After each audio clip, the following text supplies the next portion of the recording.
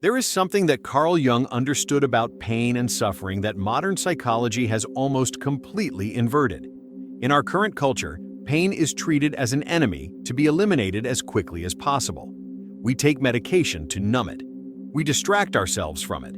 We create entire industries around avoiding it. But Jung understood something far more radical and far more true. Pain is not your enemy. Pain is your greatest teacher. And the moment you stop running from it is the moment healing can actually begin. This is not the message you want to hear. In a culture obsessed with comfort and happiness, the suggestion that you should stop avoiding pain and instead turn toward it feels almost obscene. But this is precisely where modern psychology has lost its way. And this is precisely where Jung's dark wisdom becomes so crucial.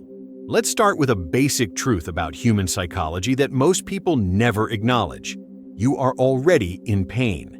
Right now, today, this moment. Not necessarily physical pain, but psychological pain, existential pain. The pain of being a finite creature in an infinite universe. The pain of having desires that cannot be fulfilled. The pain of loving things that will be taken from you. The pain of being aware of your own mortality. The pain of being alone, fundamentally and irreducibly alone in your own consciousness. This pain is not a symptom of something wrong. This pain is a fundamental part of being human. But most people have been trained from childhood to avoid this pain. When you cry as a child, you're told to stop. When you express fear, you're told to be brave. When you express sadness, you're told to cheer up. You learn that pain is bad, that pain means something is wrong, that pain should be eliminated. So you develop strategies for avoiding it. You distract yourself. You numb yourself. You sublimate it into achievement or spirituality or relationships or substances. By the time you're an adult, you've become quite skilled at running from pain. You can go through your entire day barely aware that you're in constant flight. But here's what Jung understood. This running is itself the source of most of your suffering. The pain you're running from doesn't disappear when you avoid it. It doesn't go away when you distract yourself. It transforms. It goes underground into your unconscious. And from there, it controls you. It determines your choices, your relationships, your career paths, your emotional reactions. You think you're making free choices, but you're actually being driven by the pain you refuse to acknowledge. Think about the person who is driven to endless achievement. On the surface, they're successful and accomplished. But if you look deeper, what you often find is someone who is running from the pain of feeling worthless. They achieved the promotion, but it's not enough. They're already looking at the next one. They accumulated the money, but it's not enough. They're already calculating how much more they need. They built the business, but it's not enough. They're already thinking about the next venture. They're never satisfied because they're not actually chasing achievement. They're running from the terror of their own worthlessness. Or think about the person who is in constant romantic pursuit. They move from relationship to relationship, always searching for the next person who will complete them, who will make them feel loved, who will fill the void. But the moment they get into a relationship, the void doesn't go away. So they get bored. They find someone who is more exciting. They initiate an affair or they engineer a breakup so they can start again.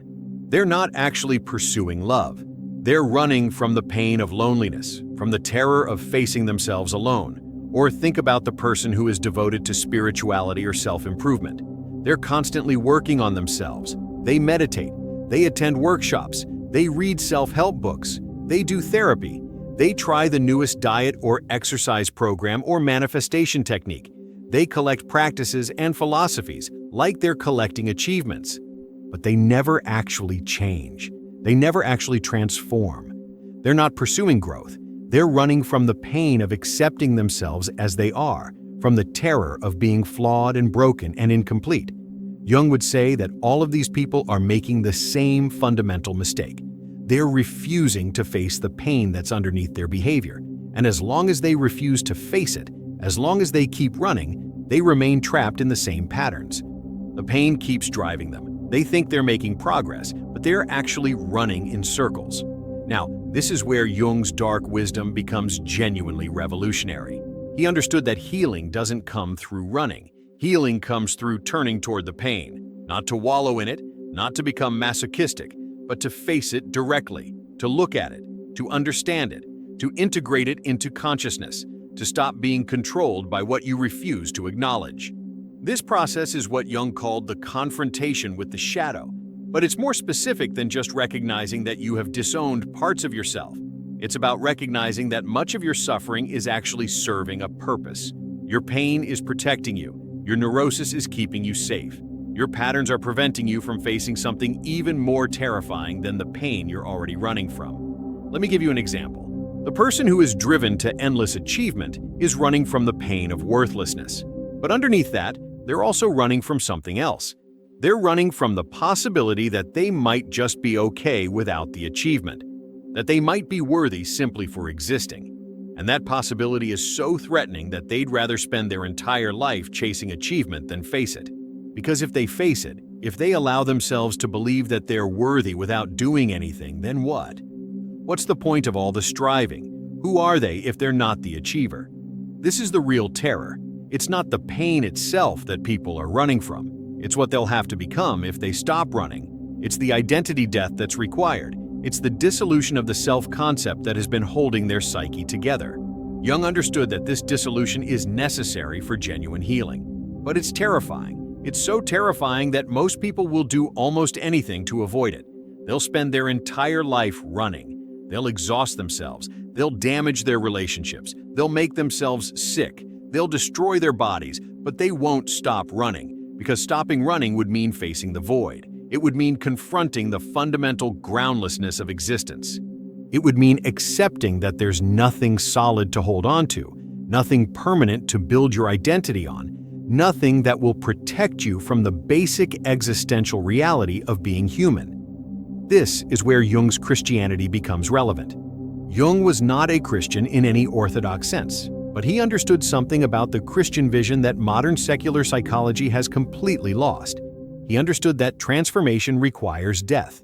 Real transformation, the kind that actually heals, requires the death of the old self. It requires descent into the underworld, into the depths of the psyche, into confrontation with the monsters that live there, and it requires that you not flee from them, but integrate them. In the Christian vision, this is what Christ's crucifixion represents: the necessary death before resurrection, the descent into hell before ascension to heaven, the taking on of the pain of the world, the full confrontation with suffering before the possibility of transcendence. Jung understood that this is a psychological necessity, not just a religious one. Every genuine transformation in the human psyche follows this pattern: death before rebirth, descent before ascent. But modern psychology has tried to shortcut this process. It's offered you ways to feel better without having to die. Take this medication, try this technique, practice this mindfulness, repeat this affirmation, use this visualization. All of these things promise that you can avoid the confrontation with pain and still achieve happiness. And they work, temporarily. You feel better. The pain is numbed. You think you're healing, but you're not. You're just getting better at running. You're becoming more skilled at avoiding. And underneath, the pain is still there, and the energy required to keep running from it is still being expended. And your life is still being controlled by what you refuse to acknowledge. Jung would tell you that this is precisely backwards. Healing doesn't come from avoiding pain. Healing comes from entering it, from turning toward what you've been running from stopping the flight and standing still, from allowing yourself to feel the full force of what you've been avoiding. And from there, from that place of radical acceptance, actual transformation becomes possible. Let's talk about what this actually looks like in practice, because it's easy to talk about turning toward pain in the abstract. It's much harder to do it in reality. The person who is driven to endless achievement has to stop achieving, at least temporarily. They have to sit still. They have to allow the anxiety to arise. They have to feel the terror of their own worthlessness. They have to let that feeling wash over them and not flee from it. And what they discover, if they can do this, is that the terror doesn't destroy them. It doesn't consume them. It's just a feeling. And underneath it, there's something more solid. There's a self that exists independent of achievement. There's a worthiness that doesn't require proving. But to get there, they have to experience the full weight of the terror they've been running from their entire life. They have to feel the panic, the despair, the emptiness. They have to let the old identity, the identity built on achievement, begin to crack and dissolve. And that's a genuine death. That's not metaphorical. That's a real dissolution of the self-concept. Similarly, the person who is in constant romantic pursuit has to stop the pursuit. They have to sit alone. They have to feel the full force of their loneliness, their desperation, their terror of being unloved. They have to stop distracting themselves with the fantasy of the next person. They have to face the reality that no other person can fill the void inside them, that they have to do the work themselves, that they have to build a self that can stand alone. But again, to get there, they have to experience a genuine death. They have to let the fantasy die. They have to let the desperate search die. They have to let the romanticized vision of what love will do for them die. And that's painful. That's a real loss. And the person devoted to spirituality or self-improvement has to stop trying to improve themselves. They have to stop doing practices. They have to stop reading books. They have to stop seeking. They have to sit with themselves exactly as they are.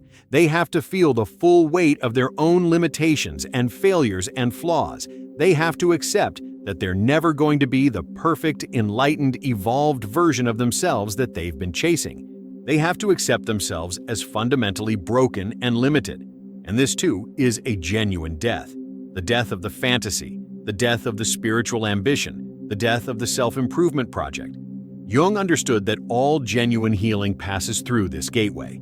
The gateway is the confrontation with your own inadequacy, your own emptiness, your own mortality. It's the place where you stop running and face what you've been running from. And what you discover on the other side of that confrontation is not happiness, exactly. But it's something deeper. It's an acceptance of life as it actually is. It's a groundedness that comes from no longer needing life to be different. It's a peace that comes from the cessation of the internal struggle. This is not a comfortable place to be, but it's a real place, and it's accessible to anyone who is willing to pay the price, which is the death of their false self. Now here's where this gets really interesting from Jung's perspective. He understood that the psyche has its own wisdom. He understood that your neurosis, your pain, your suffering, these things are not just meaningless symptoms. They're messages. They're your psyche trying to tell you something. Your pain is trying to get your attention. Your anxiety is trying to alert you to something. Your depression is trying to tell you that something needs to change. Most people respond to these messages by trying to eliminate them. They medicate the depression. They manage the anxiety. They ignore the pain. But Jung would say that this is a fundamental misunderstanding of what these states are. These states are not problems to be solved. They're communications to be understood. The depression might be telling you that you're living inauthentically, that you're in the wrong career, the wrong relationship, the wrong life.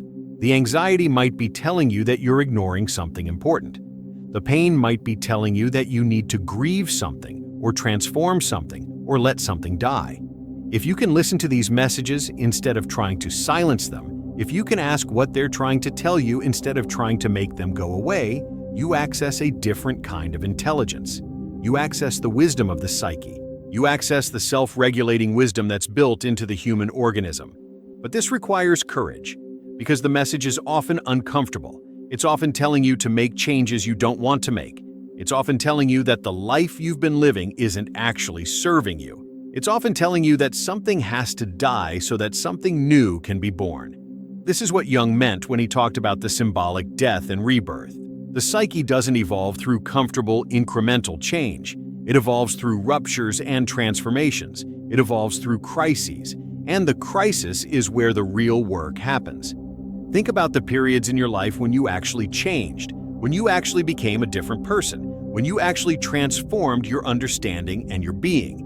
Invariably, these periods came after a crisis, after a loss, after a failure, after a breakdown, after something was taken from you or fell apart or was destroyed. In those moments of devastation, something opened up, something became possible, something new was born. This is not an accident. This is how the psyche works. This is how genuine transformation happens.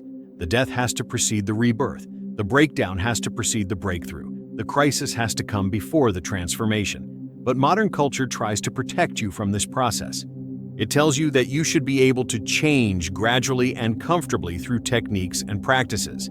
It tells you that healing doesn't require suffering. It tells you that you can transform without dying. And this is precisely what keeps you trapped. This is precisely what prevents genuine transformation. Jung would say that the sooner you stop resisting this process, the sooner you stop running from the pain and the crisis and the necessary breakdown, the sooner you can actually move through it. Because the resistance is what makes it so painful. The running is what makes it so exhausting. The denial is what makes it so destructive. When you stop running and you turn to face what you've been running from, something shifts. The energy that was going into the flight becomes available for something else. The constant internal tension begins to ease. You're no longer divided against yourself. You're no longer fighting to maintain a false identity. You're no longer trying to make your life be something other than what it is. And from this place, from this acceptance, from this cessation of struggle, healing becomes possible. Not the healing that comes from fixing yourself, or improving yourself, or making yourself better, but the healing that comes from integration, from bringing what was unconscious into consciousness, from accepting what you've been denying, from becoming whole by integrating all of yourself, including the parts you don't like, the parts you've been running from, the parts that carry your pain. Jung understood that this process is not easy. He understood that it requires genuine courage. He understood that it requires you to face things that you'd rather not face. But he also understood that there's no other way. There's no shortcut. There's no technique that bypasses the necessity of confrontation. The choice is simple. You can keep running. You can keep distracting yourself. You can keep using techniques and practices to numb the pain. You can spend your entire life in flight, or you can stop. You can turn around. You can face what you've been running from. You can let the old self die. You can pass through the crisis, and on the other side, you can be healed. Not because the pain is gone, not because you've transcended the human condition, but because you're no longer fighting it. You're no longer running from it. You're integrated with it. You've become whole. This is Jung's dark wisdom. This is what he spent his career trying to communicate. Pain is not your enemy. Running from pain is your enemy. Avoiding what needs to be faced is what creates neurosis and suffering. Turning toward pain, accepting it, integrating it, this is the path to healing. The question is, are you willing to stop running? Are you willing to turn around and face what you've been fleeing from? Are you willing to let the old self die so that a new self can be born? Are you willing to pass through the necessary crisis? Are you willing to pay the price for genuine healing? Because the price is high. It's the death of your false identity. It's the dissolution of your comfortable narratives. It's the confrontation with your own emptiness and inadequacy and mortality. But on the other side of that price is something real, something solid, something that cannot be taken from you, a self that has been tested by fire and has emerged intact, a consciousness that has looked directly at its own darkness and has not been destroyed by it, a human being who is genuinely alive, not just surviving, not just running, but actually living. That's what happens when you stop running from pain. That's when healing begins. That's Jung's dark wisdom, and it's only available to those who are willing to stop fleeing and start facing. The question is, will you be one of them?